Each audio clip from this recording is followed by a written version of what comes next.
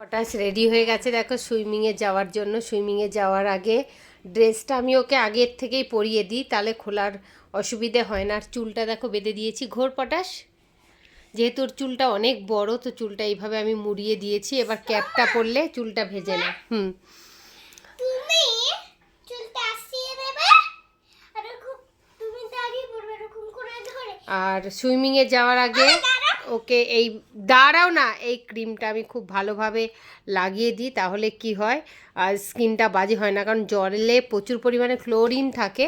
ক্লোরিনে কি হয়, স্কিনের কালারটা পুরো ব্ল্যাক হয়ে যায়, মানে গায়ের রং কালো হয়ে যায়। বলো। তোমার চুল বাঁধার সময় এত কষ্ট করতে হবে না। কেন?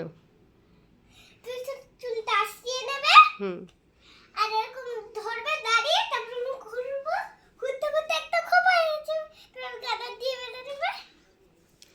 কেমন আইডিয়া? Very good. তো এখন পটাশ যাবে সুইমিংয়ে। পটাশের স্লট হচ্ছে 4:40।